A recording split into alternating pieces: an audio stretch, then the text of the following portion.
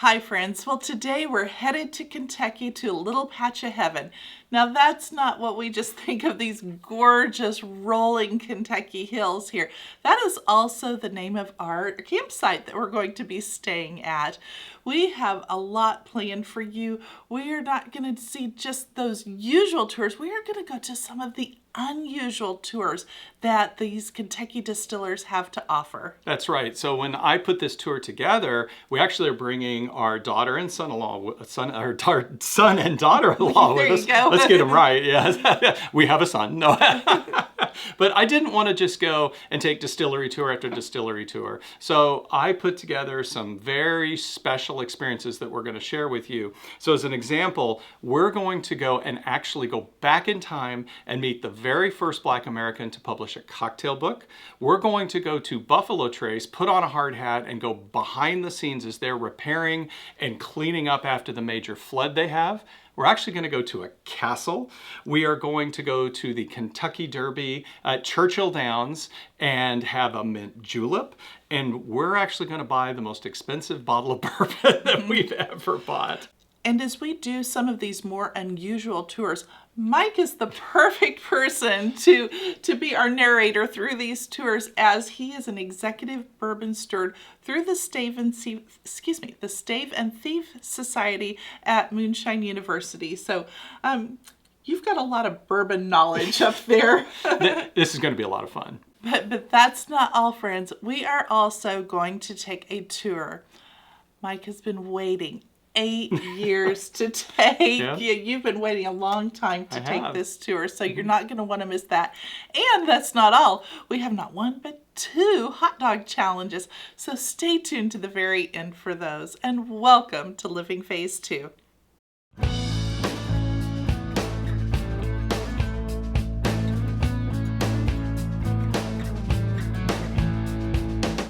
Hi, I'm Mike. And I'm Nancy, and we're empty nesters striving to live life to the fullest. And today we're living that full life, exploring the Bourbon Trail, the rolling hills of Kentucky, and a little patch of heaven RV park. Well, we sure are, friends. And so we've got to get Gracie ready because we're picking up our son and daughter-in-law, which means they're going to be staying above the cab. Normally we use that area as storage, but now I've had to get sheets and we've got to get the sheets on. That's a little bit tricky getting up there to get that all fitted, but we managed. We managed, yeah. And they said they were comfortable up there. I mean, the mattress is about this thick. I saw a joke the other day, and so I gotta pass it on. Okay. Somebody said, if you see my camper rocking and I come out all tired and sweaty, just realize I just put new sheets on the RV bed. Oh, yeah, because it is a little bit of a workout to do that. And we're staying 5 nights at Little Patch of Heaven. So they live there. Our son and daughter-in-law live on the other side of the state. We're going to drive over there, pick them up after they get off work, and then we're heading down to Kentucky.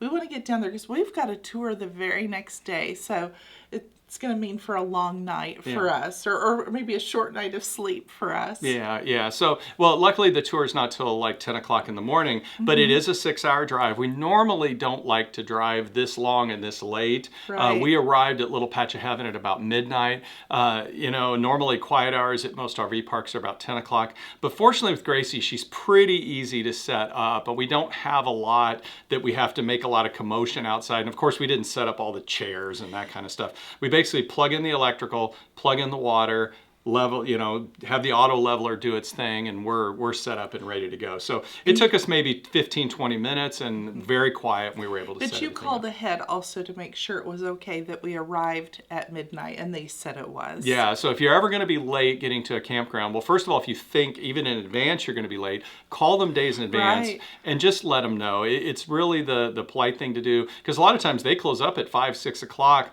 and anytime we've had this happen, RV parks have always been very accommodating for us. Of course, they mentioned be quiet, just like we said. And so if you're respectful and you let them know what's going on, most of them will accommodate you and everything will be okay.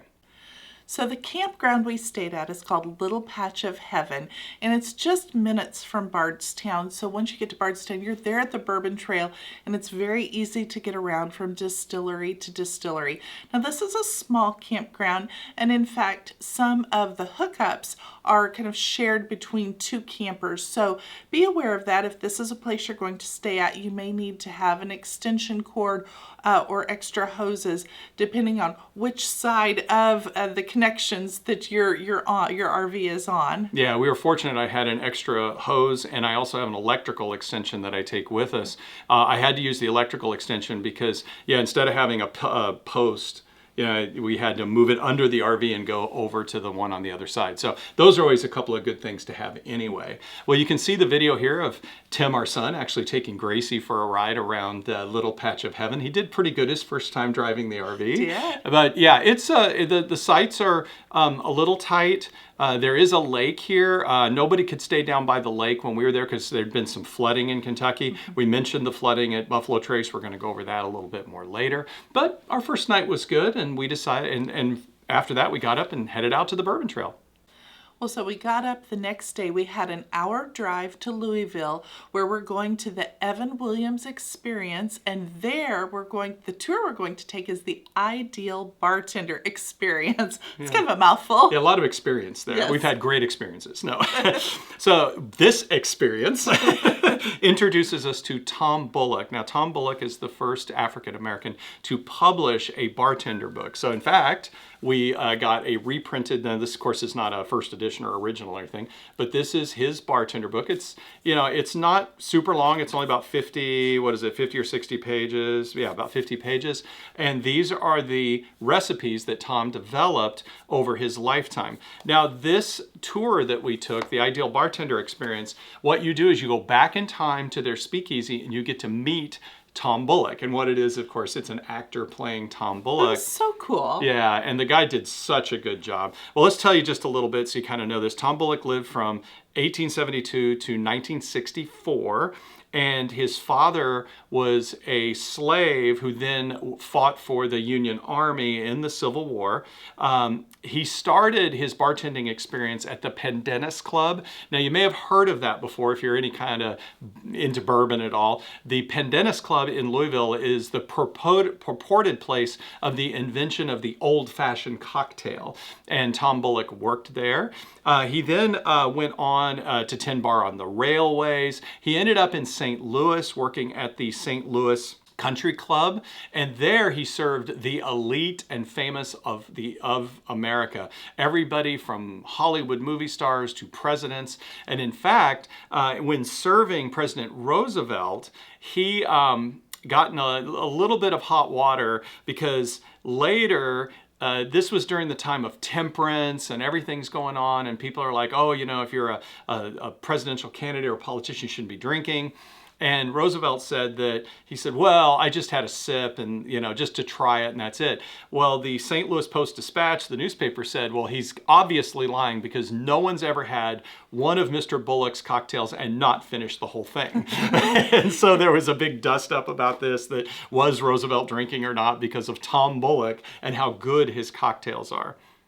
So we went downstairs to where the speakeasy is. They picked one of us from our group of 8 to knock on the door and to give the password. And unfortunately, the person that they chose didn't quite get the password right. No.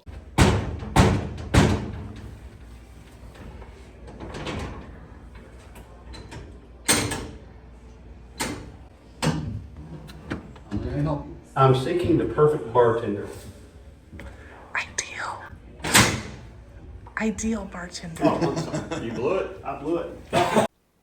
Well, that was, yeah. That was the best way to start this off. It was, because I loved it when Tom just like plonk and he just shut the door. It's like, nope. Try again. That's right.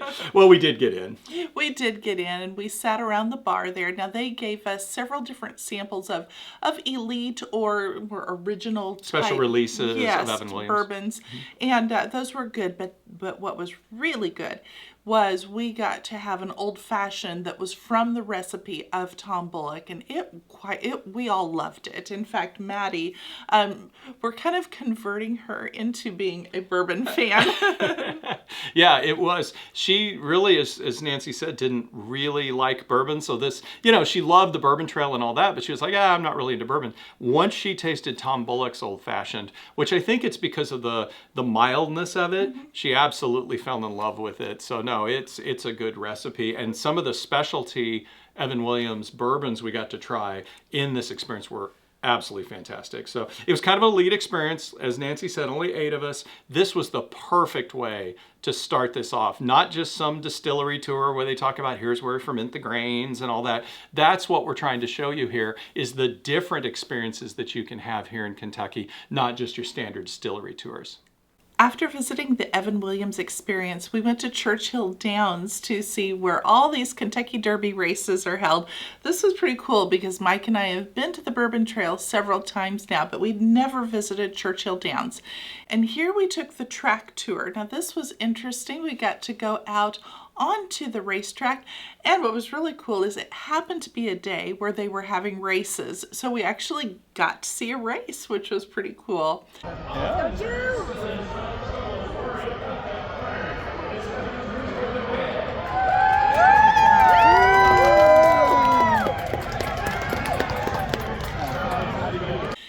Inside there's a museum. Walked around the museum, we got to see the horses that had finished first and see the different outfits that the jockeys were wearing, and even outfits and the hats that the ladies would wear to the Kentucky Derby. So this was a fun place to walk around.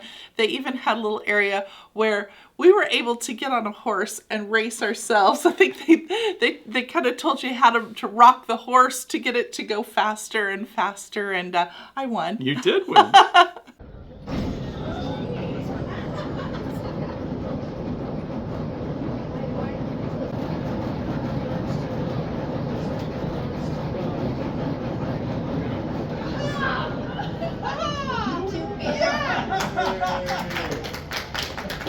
And then we walked around outside the area. We got to see one of the thoroughbreds up close and personal. Beautiful, beautiful horses.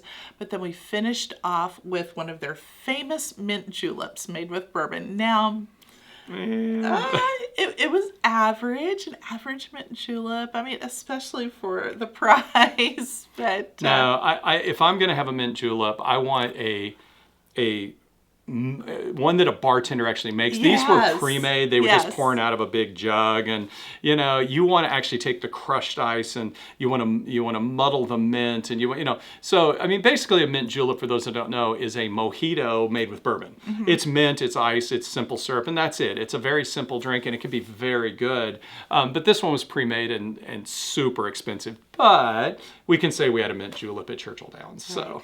So after that, it's now time for a late lunch, early dinner, and we went to a place called the Last Refuge. The Last Refuge is an old church that has been converted into a bar/restaurant, but it's cool, friends. This is kind of one of these, you really need to stop here and see this place for yourself, because inside, when you go in, there's one wall that is just, it's full of bourbon. I mean, it's kind of a feast for the eyes to see. They've done a really nice job of decorating and doing up this place right. So we stopped here and we had some drinks, and we had dinner, or dinner as I'd call it.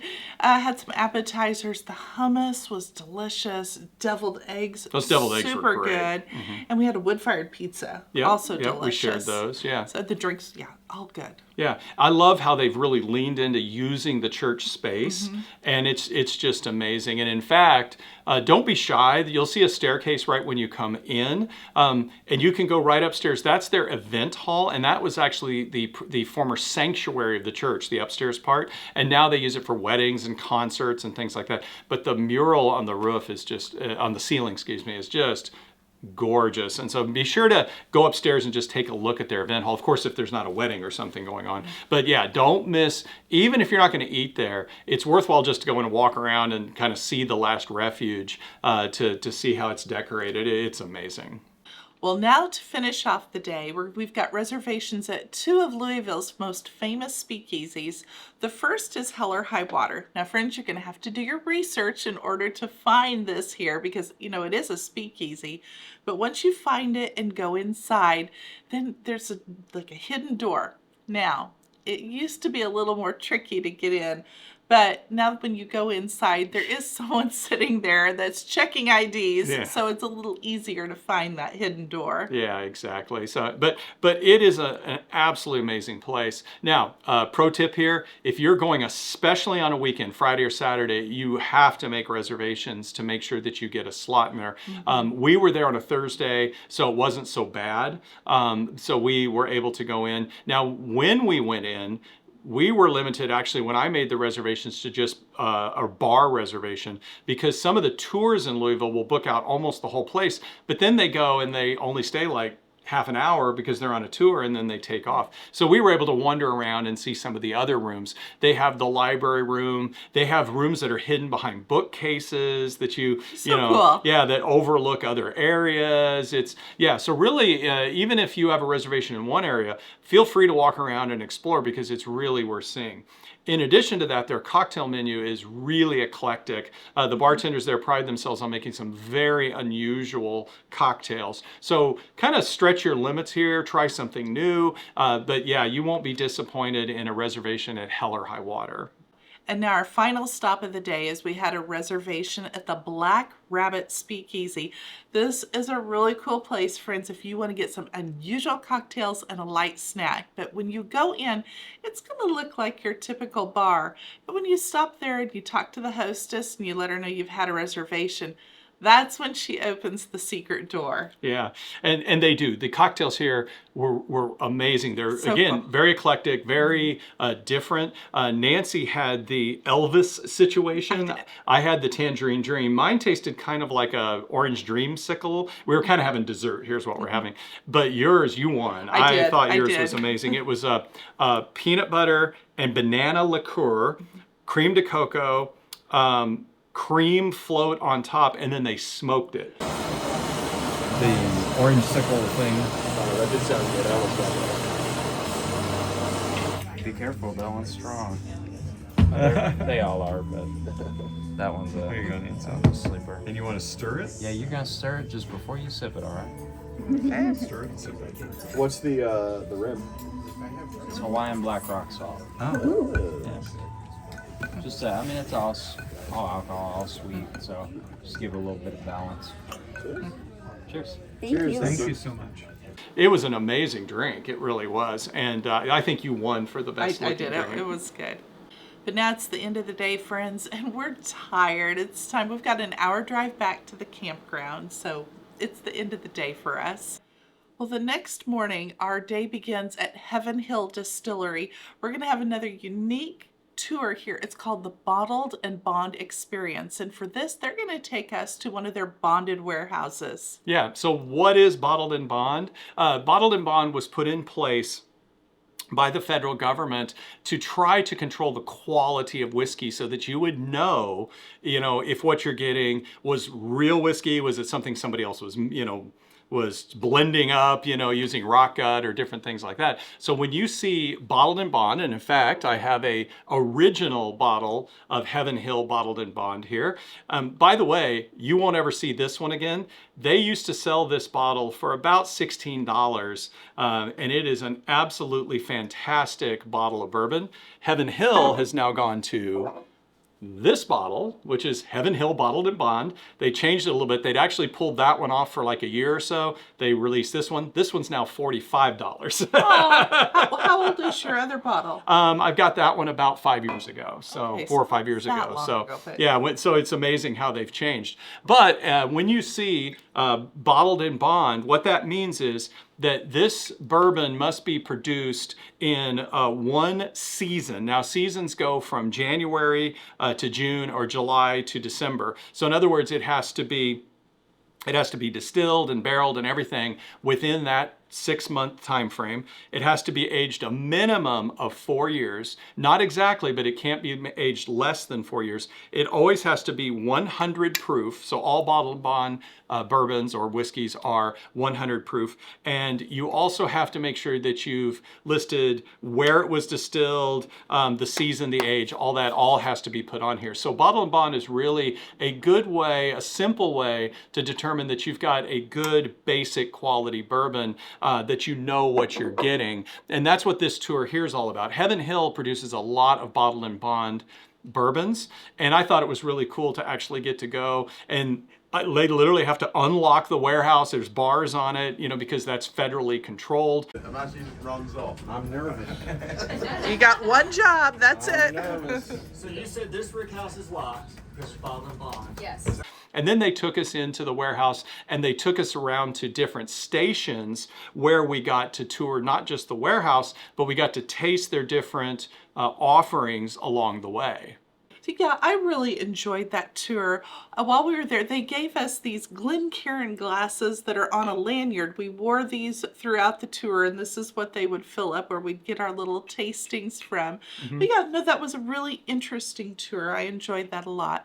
But it's time for lunch. Now, the Heaven Hill is only about 5 minutes from our campsite, so it's very easy to go back. We had lunch there, and we're getting ready for our next tour, which is at Jim Beam. Yeah. Well, one thing we wanted to get some rest too. We haven't really mentioned, we were there in July and it was hot. I mean, so this hot, was one yes. disadvantage of when we were there. They were having an unusual heat wave. I mean, almost 100 degrees. The heat index was well over 100 degrees. So, you know, unlike really nice camping experiences where you can sit outside and relax and they have this beautiful lake and all this, it was just too hot. I mean, we ended up humid. and very humid. We spent a lot of time inside the RV, but we found out that Gracie's very comfortable when you have 4 people and have to, you know, stay inside your RV. So, but yeah, had lunch and then let's head over to Jim Beam.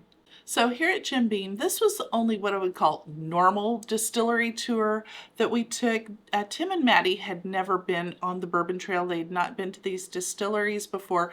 And so we wanted them to at least have one experience where they learned the process of making bourbon. And so they went through and showed the stills, the mashing, the heating, all the cooling, all that they had to do to lead up to the steps of making bourbon. Yeah, I would recommend the Jim Beam tour or the Trace tour at Buffalo Trace. Yes. If you want to take just kind of a normal distillery tour and not all the unusual ones we're showing you today, to me, those are the two that I think are the best tours. They're very thorough, they're fun, they're interactive, and both have beautiful properties. And so those are the two that I would recommend if you're going to take just kind of a normal distillery tour. This really is a beautiful distillery. Now note, friends, this is not an intimate tour. You're going to be with 30 or 40 of your closest bourbon friends here on this tour, but it's still a really good tour. In fact, Mike and Tim got to dump the barrel during the tour, and that was nice. Kind of gave me a little extra taste. It did. It gave you and Tim an extra taste, so that was good. You want to do it in your left or right hand. All right? We're just going to spin the barrel. You're going to catch every drop that comes out of that funnel. All right? Good job. All right. Well, hold on a second. That's tax-free. There you go. All right. Well, I didn't have to say any more. All right. So throughout the tour, as you get along and through the process there's a point where you can bottle your own bottle of bourbon and even get it laser engraved. So Tim and Maddie did that. They clean their bottle and then they put it on the line and they fill it. It happened to be Knob Creek that they were filling the bottles with. We had done this on a previous tour and then we had the bottle laser engraved. And you even get to put your thumbprint in the top here. But you can see we put Living Phase 2 on ours, and you've probably seen this in a previous video that we've done. Well, and in fact, in our normal background videos at the, where we have the bookshelf behind us, it's always sitting back we there. haven't opened it. But yeah, that was really fun. I think they enjoyed it a lot. I think it's about They did. $10 for the laser engraving, and they do that in the gift shop. Afterwards for that extra fee. And for the Knob Creek, you're basically just paying the list price for the bottle of Knob Creek is what it costs you. So there's nothing extra to bottle your own. It's just buying a bottle of Knob Creek on the line. Well, after the Jim Beam experience or the Jim Beam tour, we went back to the RV. It's still really hot out. We cooked outside, but we didn't eat outside. It was just too hot. But we've got another great day of touring tomorrow. Well, that's right. And the next day being Sunday, we got up and we went to church with Tim and Maddie. Actually, we drove about an hour away, kind of toward the Frankfurt area. So it's a little bit of a drive. We're going to hit some distilleries over in that area today. And that area has no lack of Catholic churches to go to. This was all, this entire area of Kentucky was settled by Catholic immigrants. And so there's a church like, 5 Every few churches in blocks. every little town. So, that made it really easy to go and no lack of mass times. But after church, we went to a castle. That's right. So we went to the Castle Key Distillery. Now, this is actually in the Old Taylor Distillery. So this was an immensely historic distillery. You've probably heard of E.H. Taylor. Now that particular brand is bottled by Buffalo Trace. And, this was the original Old Taylor Distillery. The tour we took was called the Last Stop Tour. And while they do take you through and show you some of the distilling process, the tour itself really focused on the building, the castle, the grounds, what they did to resurrect this building, because it was in complete disrepair. They take you in the back and show you all the old works and how things, are still operating there in the old buildings. It was really fascinating. And gosh, there were only the 4 of us and 2 others on this tour. So again, a very small, intimate tour.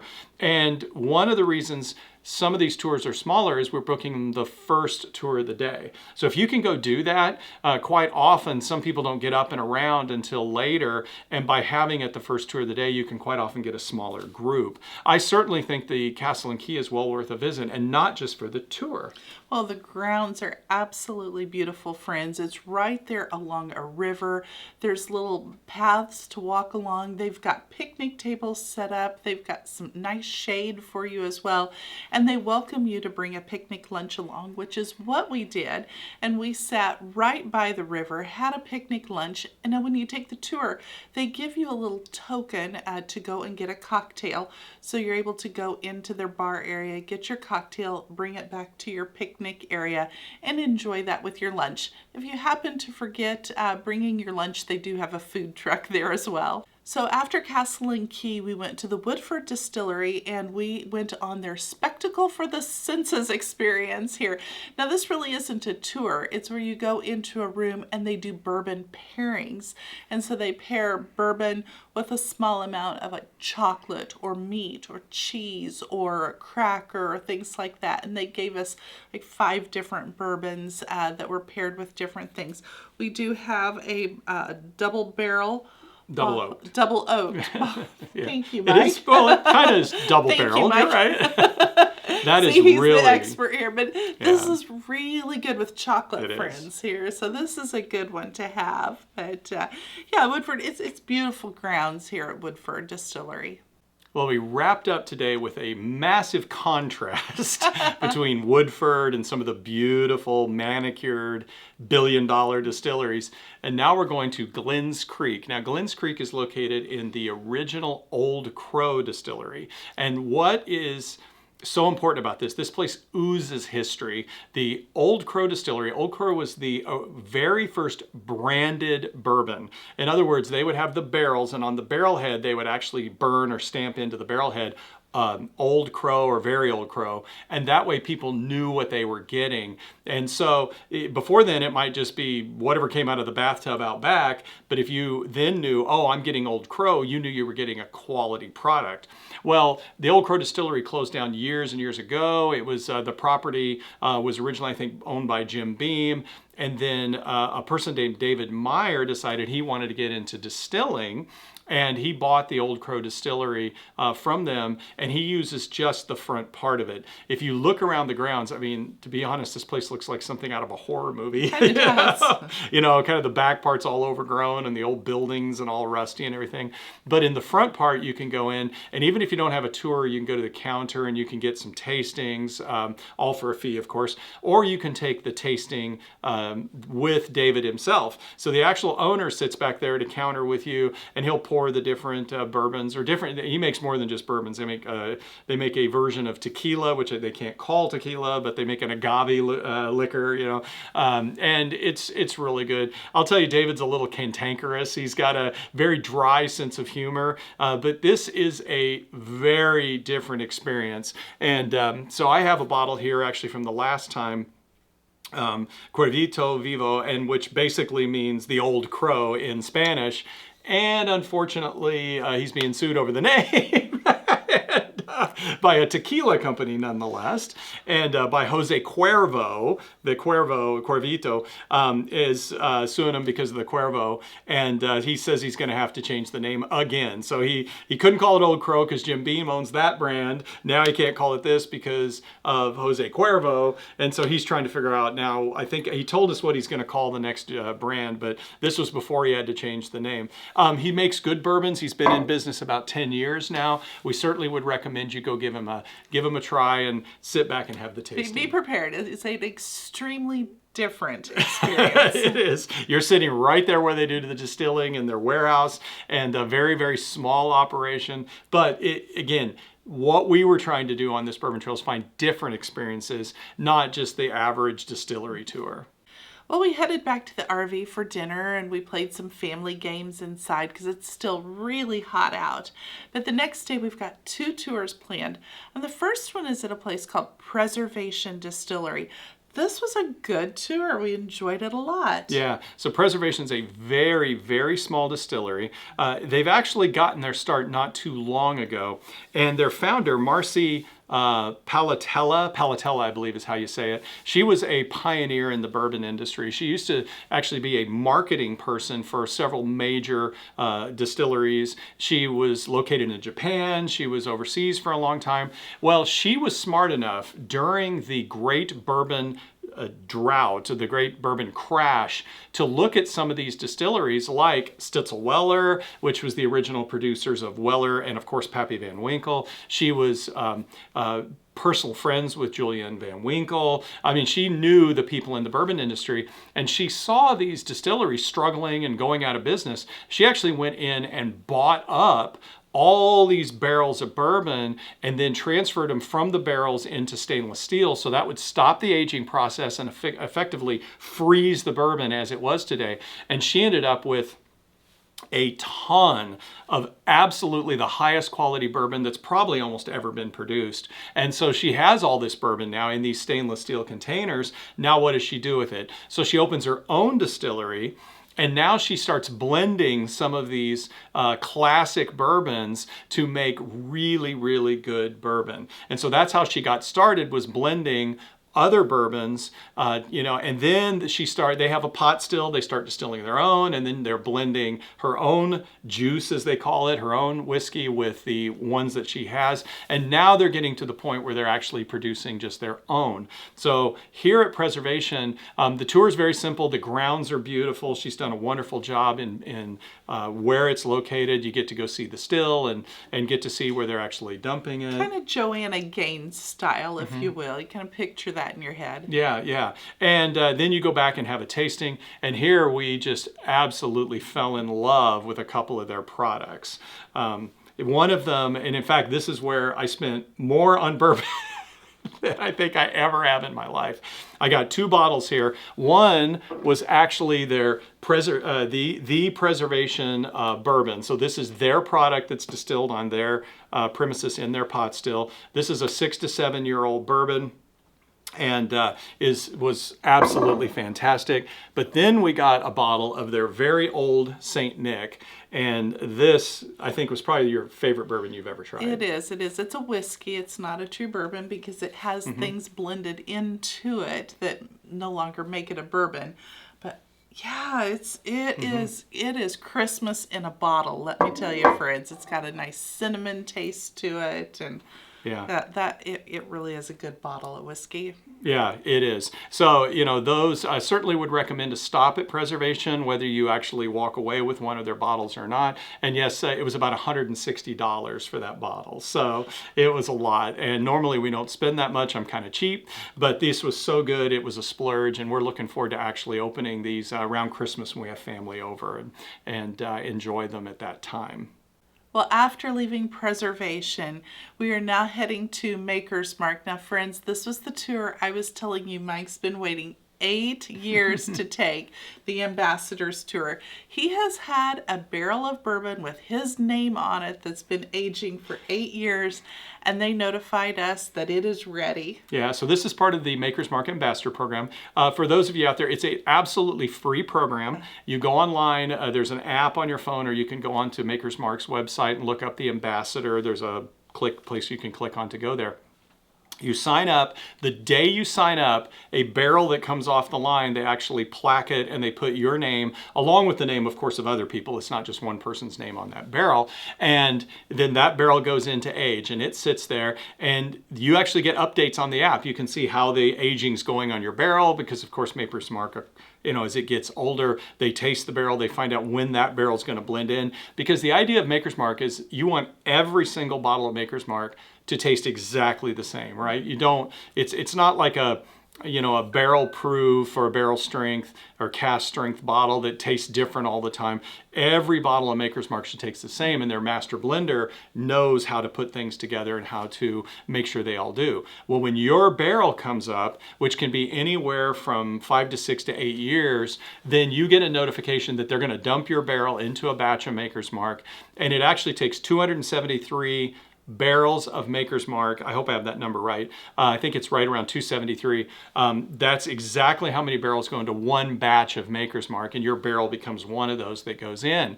Once they do that, then you get an invitation to come take what's called the Golden Ticket Tour as an ambassador. 100% free, which is very unusual. That normally you have to pay, and the tours are not necessarily cheap, but the Golden Ticket Tour for ambassadors is free. And you get the full tour. They take so good care of you. I mean, it's just an amazing tour. But before we talk about the Golden Ticket Tour, we have Tim and Maddie with us, and I could only take one person on the tour. So thankfully he chose me. You could have chosen Tim, but you chose me. So I always will appreciate choose that. you. And Tim and Maddie went on a grounds tour where they did a walking tour throughout the beautiful Maker's Mark grounds and just saw the gorgeous buildings and layout there. They got to see the ecology and the things that are growing there. They got to see some of the animals, the little lambs that they have there, and they had a wonderful time on that tour. Yeah, I think they said they just absolutely loved it. Now, again, I had mentioned the Jim Beam Tour and the Buffalo Trace Tour. I probably would also throw in the Maker's Mark Tour if you want to take just a distillery tour. I would say the the Maker's Mark grounds are probably the most beautiful grounds of any distillery probably in the world. They're just spectacular. It's worth it to go down there just to see the landscape and the grounds and everything. And they really do a good job with their tour. Well, let's go ahead and talk a little bit about the Golden Ticket Tour. Well, we got there for our tour time. We actually stopped and had a little cocktail. They had, it was so hot out, but they had bourbon slushies in these little aluminum cups. And the other thing was the Cholula glass, which we saw the Cholula Museum when we were in Seattle, and all the beautiful blown glass sculptures that they had there. They have a lot of Cholula glass there at Maker's Mark. It's breathtaking. It's just beautiful. Yeah, you'll see even more of it on the tour. You go through a room that has, and it's actually, they have a room like this at the museum where the entire ceiling is all Cholula flowers, and it's amazing. So yeah, they have a partnership between Maker's Mark and Cholula. And in fact, as an ambassador, one thing I didn't mention, you get little bonuses and perks. For one thing, they send you a Christmas present every year. Again, this is a free program. I've gotten socks and a Christmas ornament and all kinds of playing cards. I've gotten all kinds of things from them. But you also get invited to special events, and they're actually having a conversation between Samuels, Bill Samuels, Bill Samuels and Cholula. They're having a conversation, and they're going to talk about glass and Maker's Mark and bourbon and all kinds of stuff. So you get invited to participate in those types of things as well. So yeah, the tour guide, oh, she was so funny and into it, and just, you know, took us through everything. And they pick, I think, their absolute best tour guides that are going to give you a wonderful time as you're going through this. You get experiences that you don't get on the normal tour, like trying their white dog. You get to go and actually thieve out some Maker's Mark directly out of the barrel and try it right there, which of course you know, Maker's Mark is always a blended product, so that you know, normally would never get something like that. Getting to see the glass and the grounds.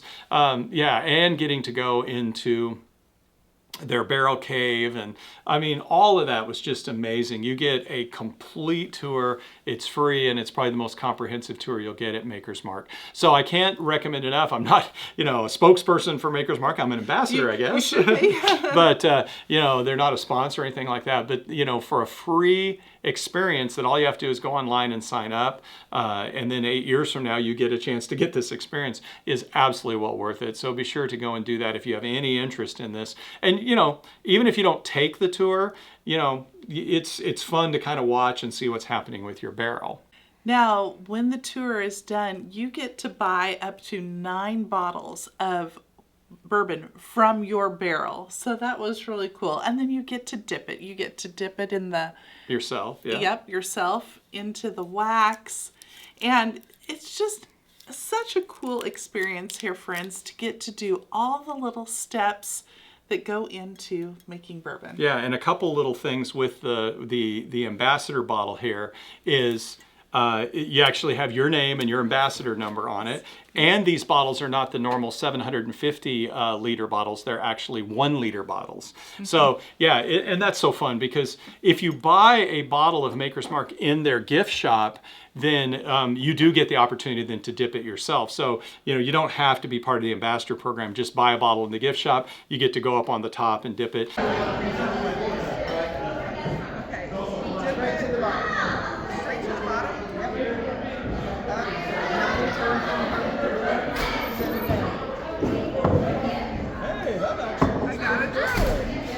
Okay, ready?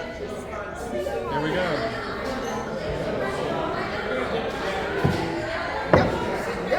Very good.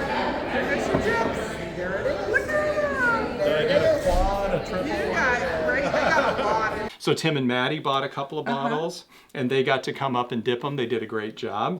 Right there. Straight down. Twist it quick. Turn. Good. Set it down. Nice. Good job. That's a great trick.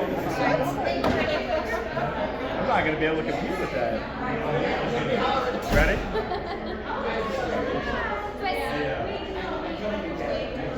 Slam it down. There you go. Yeah, you did way better than me. Good job. You did a great job. We in fact, we got so much Maker's Mark. We got Maker's Mark for the rest of our life out of this. We walked away with about a case between Tim and Maddie and us of different bottles of Maker's Mark. So we're going to be enjoying that for a long time.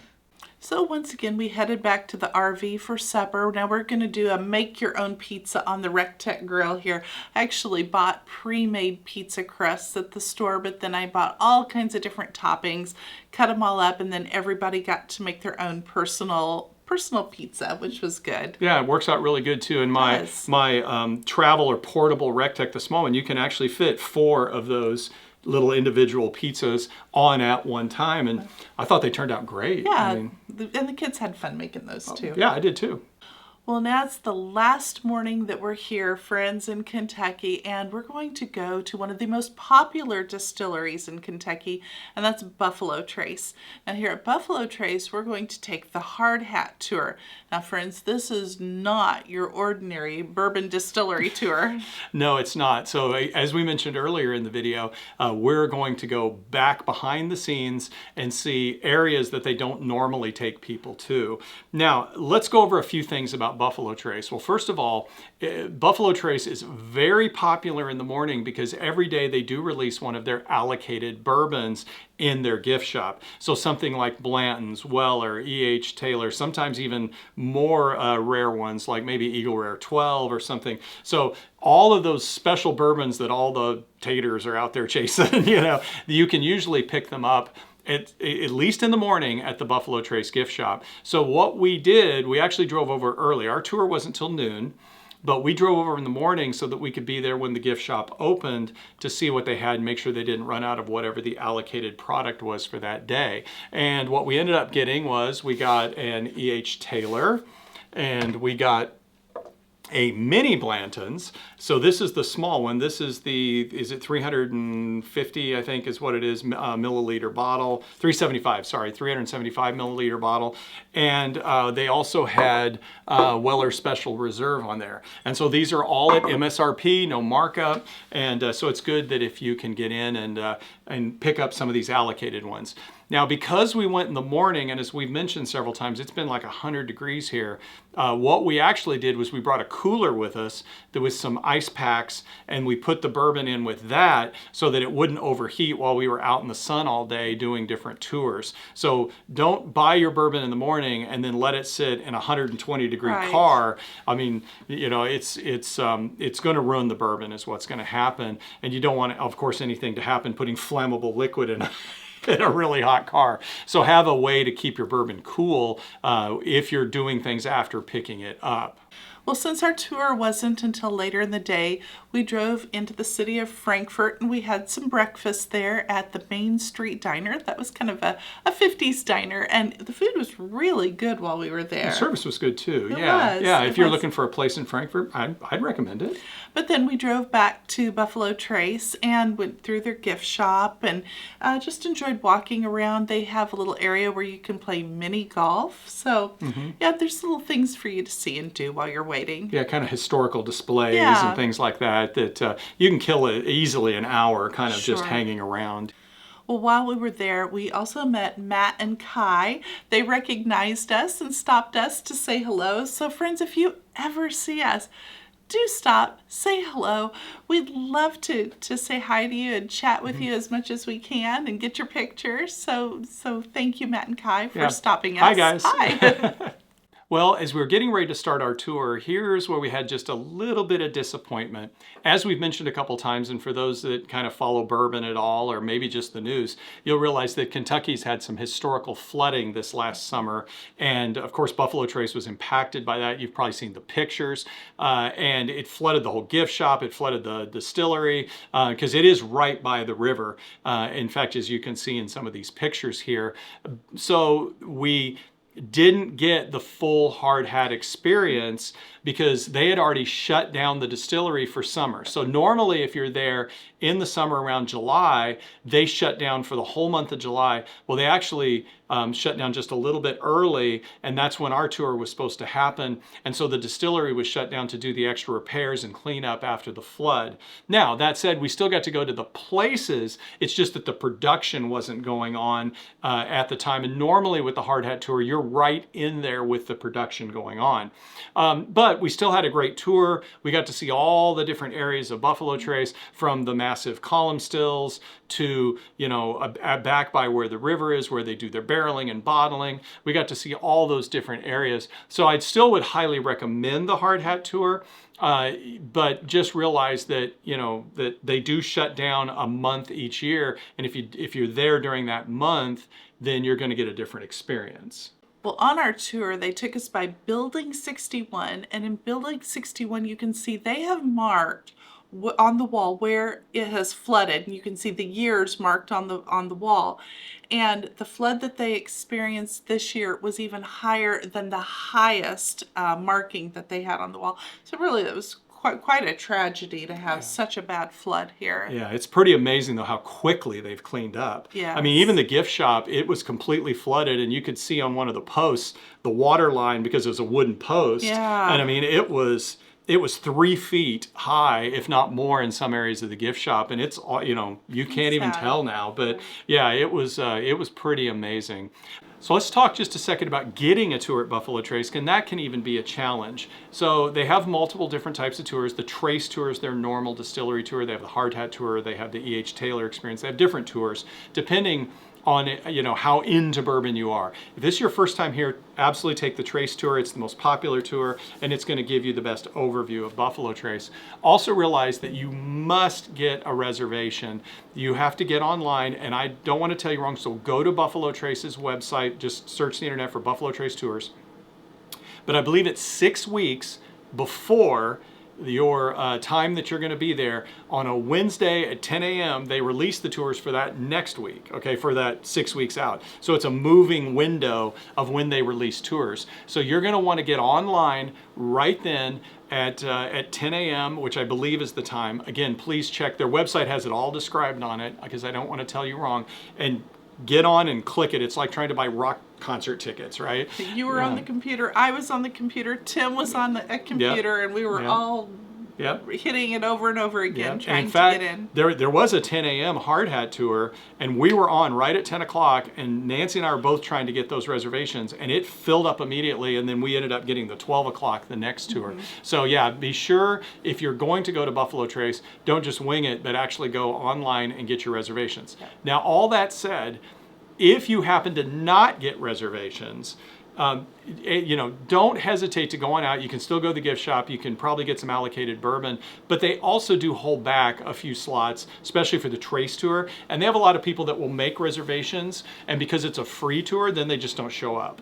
You know, maybe they show up, they get their bottle of Weller, and then they just leave and don't actually take the tour. So don't despair. If you can't get a reservation, you can go out there, go in the morning, and then ask them when they might have availability, and they may be able to squeeze you in. After leaving Buffalo Trace, we have one last distillery to hit, and that is Willett. Now, when we first got to Willett Distillery, we had an iced cocktail because it's still ridiculously hot outside. Yeah, it really was. But that said, the tour was very good. They did a wonderful job taking us into all the different areas of Willett. Now, Willett, you probably, if you've seen in your local liquor store. This is the most famous, the pot still bottle from Willett, and it's because they do all pot still distilling, and so, you know, a very unique bottle, although they do have other products, of course. They have you know, Noah Creek, they've got all those different ones, and of course just the Willett bourbon too. But no, I had a really good time. Much smaller distillery, obviously, than something like Buffalo Trace. Again, this is a very small and unique distillery. So I would really recommend, if you've got the time. This one's probably down a little more on the priority list, but it was 5 minutes from our campsite, so this was an easy one to wrap up our trip. Well, so for dinner tonight, we're not eating at Gracie in the RV. We're going to go to Scout and Scholar, which is a bar and restaurant, and here Mike has a hot dog challenge. Today we're at the Scout and Scholar in Bardstown, Kentucky, and they have these two amazing dogs. They have the taco dog and the slaw dog. So we're going to give those a try and see how they are. Let's start with the slaw dog.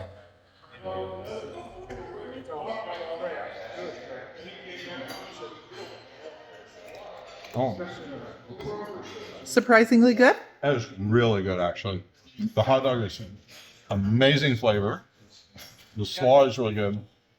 And the bun done as Texas toast is really, really good. So let's try the taco dog.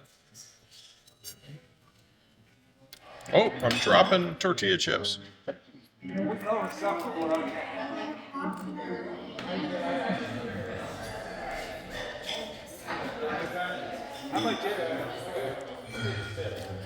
Again, really, really good. They have a spicy queso dip, pickled onions, and the bread is perfect.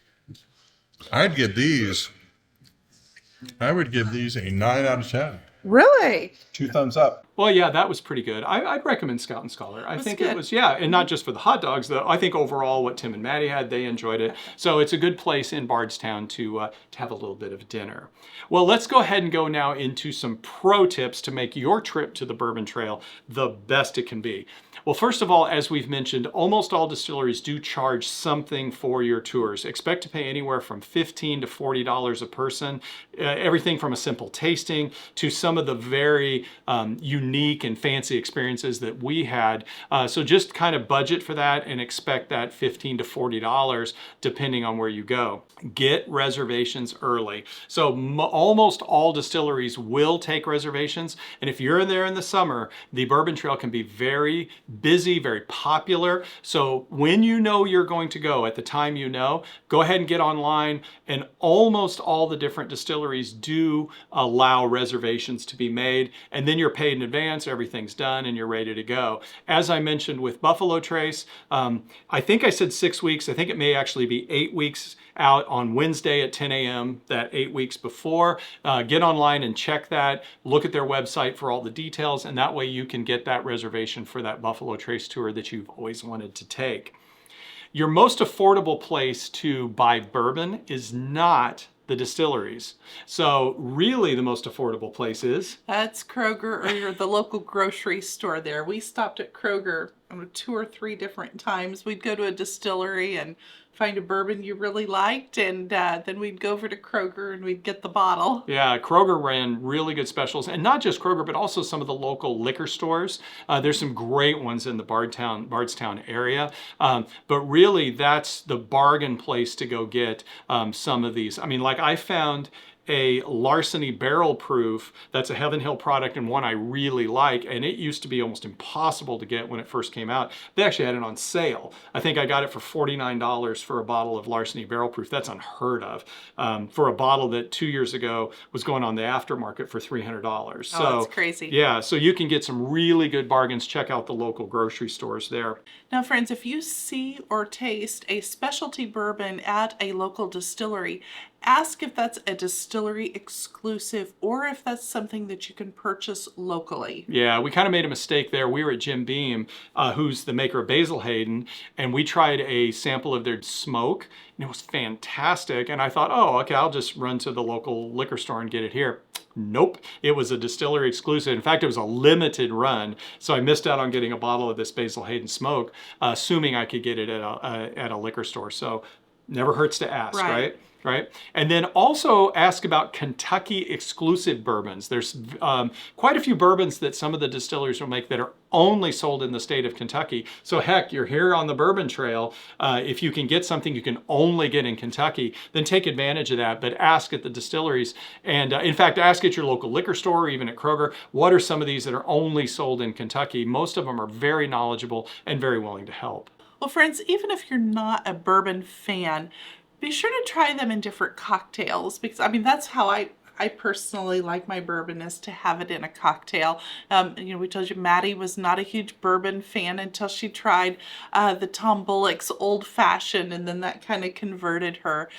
So don't be hesitant to try some of the different cocktails. Yeah, and as we've said several times during this video, summers can be very hot in Kentucky, so just prepare yourself. Drink lots of water, especially with doing bourbon sampling and things. Lots and lots of water. Keep yourself cool. Use air conditioning, those kind of things. So take care of yourself when you're out here on the Bourbon Trail. Well, friends, our trip has come to an end. It's time for us to head home. However, we're going to make one more stop in Cincinnati, Ohio at Skyline Chili and try one of their famous chili cheese coney dogs. The hot dog challenge continues. Today we're in Cincinnati, Ohio at Skyline Chili and trying their absolutely famous chili cheese conies here.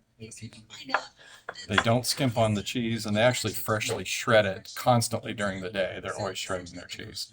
So they're a smaller coney. Let's give it a try. It looks good.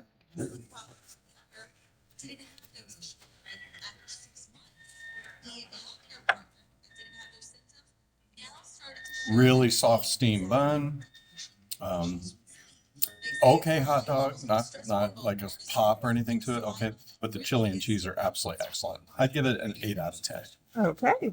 Well, I've had Skyline before. I used to go to Cincinnati on business all the time, so it's well known to me. I love their chili cheese conies. I think they're a splurge. They're certainly not healthy, but they're a great splurge with all that cheese and everything.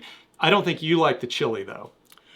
No, they put cinnamon in their chili, and cinnamon does not go with meat. It goes in bread and in desserts and other things, but does not go in meat. It's messy. It's a messy dog. Mm-hmm.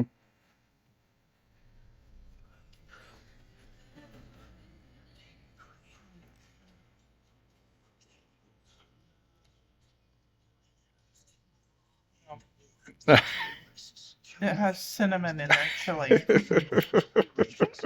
Nope. Yeah. So, no, I did not care for it at all. Yeah, you can blame the Greek immigrants that came over and they and made the conies here, the famous Detroit conies and those style conies. But I enjoyed it, and that's why everybody has different tastes, right? That's right.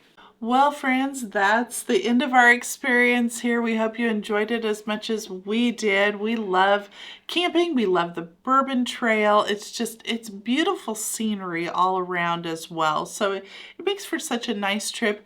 We enjoyed spending time with our family, with Tim and Maddie. It was great family time with them. So I thought overall it was a fantastic few days. Yeah, I absolutely agree. It was wonderful. And that's what trips like this are about, camping and spending time with family and enjoying it. Yeah, I had a wonderful time and so glad that we could share it with family as well. And we're glad we could share it with you. Friends, if you enjoyed this, please be sure to hit that like button. Thank you for subscribing and turning on those notifications, and we'll see you very soon. Have a beautiful day. Take care. Bye-bye. Bye-bye.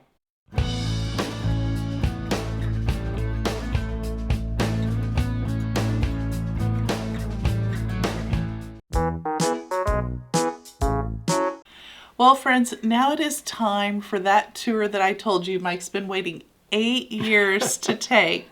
This is at Maker's Mark, friends, and we are taking the Ambassadors Tour. Mike has had a bottle of beer How about a barrel of bourbon?